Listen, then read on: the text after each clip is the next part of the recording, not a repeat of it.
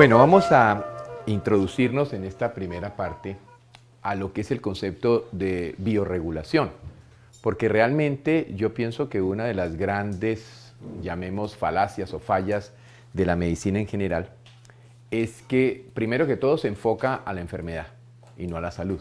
Ese ya es el primer gran cambio, pero tiene que ver mucho con la mirada un poco comercial de la medicina, que por desgracia perdió la función de mantener la salud y se dedicó, ante todo, fue al tratamiento de las enfermedades y a la aplicación de protocolos para el tratamiento de las enfermedades.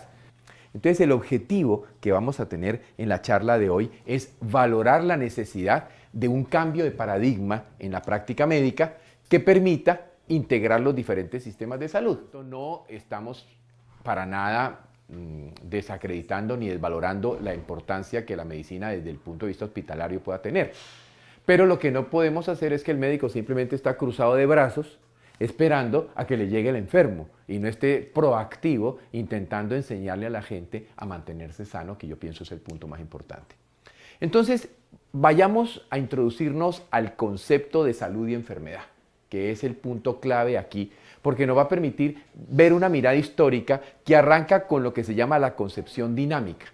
Y en Grecia nos encontramos con las escuelas prehipocráticas, que empiezan en las islas de Mileto, que basa toda su acción en el poder curativo de la naturaleza. Ellos hablaban del vis medicatrix naturae, es decir, que fundamentalmente el cuerpo o el sistema tenía una capacidad de curación o una capacidad, yo creo que ahí está bien, tenía una capacidad de curación o una capacidad de autorregulación que era la realidad. Entonces, si la naturaleza misma puede autocurarse, pues nosotros como médicos lo que necesitamos es crearle las condiciones a la naturaleza para que el cuerpo se encuentre en salud. Pero lo más interesante de las escuelas prehipocráticas era lo que se llamaban los pilares de la higiene. La higiene para los griegos era cómo debemos vivir para mantenernos en salud. O sea que era mucho más que la higiene, era realmente una concepción básica, que tenía unos pilares. El primer pilar era el contacto reiterado con la luz, el aire, el agua y el frío, que hoy día lo podríamos traducir, por así decirlo, hacia una ecología sana. Entonces, indudablemente, si yo me voy para el campo y respiro aire puro y estoy en contacto con los árboles y a lo mejor me quito los zapatos y camino en el pasto, etcétera, puedo tener realmente unas condiciones de salud mucho mejores que si estoy metido dentro de una estructura de cemento en una caja de Faraday, que es al final de cuentas donde vive el ser humano en el mundo actual. Pero también los griegos tenían algo muy importante y era la moderación en la comida y la bebida. De hecho, no solamente decían que había que comer poco, sino que no podíamos combinar los alimentos de cualquier manera, que habían alimentos que podían ser compatibles y alimentos que podían ser incompatibles. También dentro de los pilares de la higiene nos encontramos el ritmo natural entre el movimiento y el reposo. Ese es un punto muy especial porque nosotros somos organismos circadianos, dependemos del ritmo solar y por lo tanto en el día estamos activos y en la noche dormimos. Eso sería lo normal. Pero nosotros posiblemente a las 10, 11 de la noche estamos todavía pegados al computador.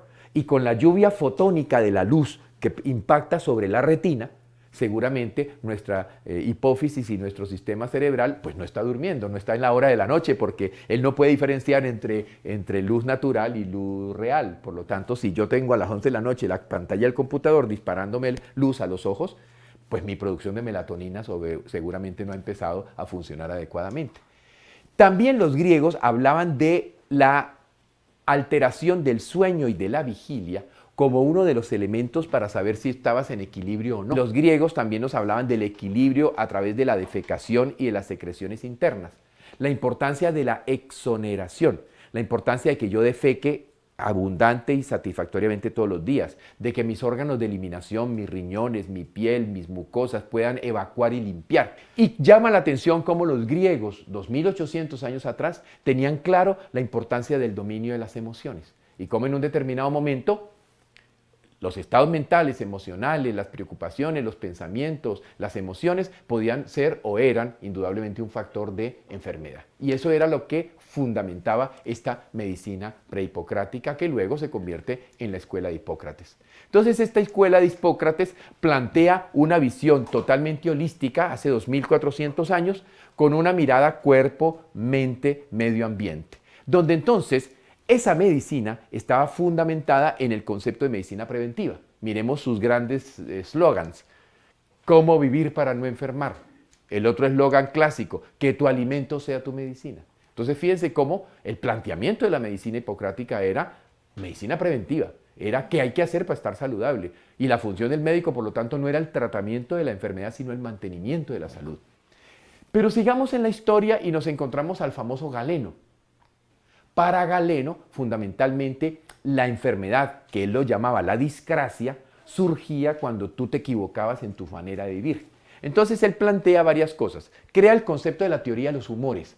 La teoría de los humores no es más que la teoría de la eliminación, de la capacidad del cuerpo para evacuar, creando una terapéutica sistemática basada en el tratamiento con medicamentos, que los medicamentos de la época de Galeno lógicamente eran las plantas medicinales, y la gran mayoría de las plantas que se usaban eran plantas depurativas. Lo que buscaban era que el organismo pudiera evacuar.